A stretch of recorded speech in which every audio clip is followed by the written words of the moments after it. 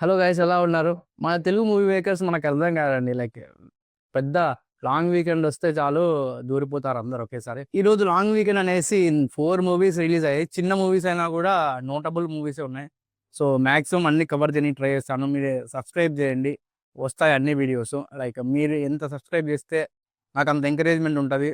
కష్టమైనా కూడా back to back వెళ్ళేసి అన్ని మూవీస్కి రివ్యూకి ట్రై చేస్తాను. Welcome to Kalikalam Avalokan. So today will discuss about Champion. ఒక ఏ క్లాస్ ప్రొడక్షన్ హౌస్ అయినా వైజయంతి మూవీస్ వారు ఎక్కడ కాంప్రమైజ్ అవ్వకుండా బడ్జెట్ దగ్గర హై ప్రొడక్షన్ వాల్యూస్ని బడ్జెట్ని పెట్టి కంటెంట్ అండ్ ఎగ్జిక్యూషన్ దగ్గర మాత్రం గాలి కొదిలేస్తే ఎలా ఉంటుందో అలా ఉంది ఈ ఛాంపియన్.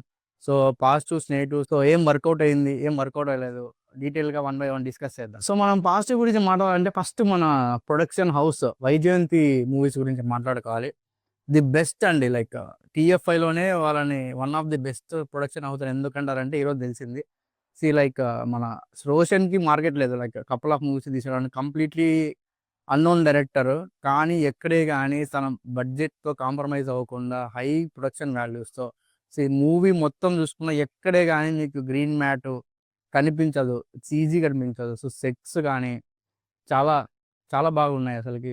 నెక్స్ట్ సాంగ్స్ గురించి మాట్లాడుకోవాలి. గిరా గిరా సాంగ్ అండ్ సెకండ్ హాఫ్లో ఒక సాంగ్ ఉంది. ఆ 2 సాంగ్స్ చాలా బాగున్నాయి. అండ్ ఆర్ట్ డిపార్ట్మెంట్ కూడా they did a good job అండి. ఓపెన్ ల్యాండ్లో విలేజ్ సెట్ వేసి చాలా వెల్ ఎగ్జిక్యూట్ చేశారు. అండ్ కంప్లీట్గా న్యాచురల్గా ఉంటుంది. సో ఇక్కడ ప్రొడక్షన్ వాల్యూస్ మనకి తెలిసిపోతాయి. ఆ డబ్బులు ఖర్చు పెట్టినది మనకి కనిపిస్తుంది. సో నెక్స్ట్ ఇంకా మెయిన్ మన స్టోరీ అండి. It is not a regular commercial movie. ఆ స్టోరీ కాదు. మెయిన్ ప్లాట్ వచ్చేసి బ్యాక్ 1947లో ఇండిపెండెన్స్ తర్వాత మన నైజాం మన హైదరాబాద్ స్టేట్ మన ఇండియాలో విలీనం అవ్వదు. అండ్ ఆ టైంలో మన తెలంగాణలో ఒక విలేజ్లో నిజాంలకి వ్యతిరేకంగా ఎలా పోరాడారు, అండ్ మన హైదరాబాద్ స్టేట్ని ఇండియాలో కలపడానికి ఆదర్శంగా ఒక విలేజ్ ఎలా నిలబడింది అనేదే స్టోరీ. అండ్ నెగిటివ్స్ గురించి మాట్లాడితే మన హీరో క్యారెక్టర్ చేసిన Roshan is the biggest negative అండి. ఈ టైప్ ఆఫ్ స్టోరీకి అసలు అతన్ని ఎలా సెలెక్ట్ చేసుకున్నారో నాకైతే అర్థం అవ్వలేదు. And this character is too heavy for him. Actually ఈ టైప్ ఆఫ్ క్యారెక్టర్ చేయడానికి అంత స్టేచర్ లేదనిపించింది. అండ్ యాక్షన్ సీక్వెన్స్లో కానీ డైలాగ్ డెలివరీలో కానీ తేలిపోయాడు మొత్తం. And starting of the movie నుంచి ఎండింగ్ వరకు తను ఎక్కడ ఫిట్ అవ్వలేదు మూవీలో. అండ్ ఈ క్యారెక్టర్ని ఎవరైనా వెల్ ఎస్టాబ్లిష్డ్ హీరో చేసింటే మాత్రం మంచిగా వర్కౌట్ అయ్యేది అనిపించింది.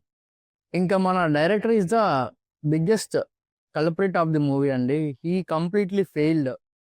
ఎగ్జిక్యూషన్లో కానీ నరేషన్లో కానీ స్క్రీన్ ప్లే కూడా చాలా ల్యాగ్ ఉంటుంది. It's not a regular commercial story. మంచి పొటెన్షియాలిటీ ఉన్న స్టోరీని కొంచెం కాన్సన్ట్రేట్ చేసి స్క్రీన్ ప్లే మీద అండ్ నరేషన్ మీద కొంచెం కాన్సన్ట్రేట్ చేసి క్యారెక్టర్స్ని స్టోరీని కొంచెం ఎస్టాబ్లిష్ చేయడానికి ట్రై చేసింటే వర్కౌట్ అయ్యేదేమో.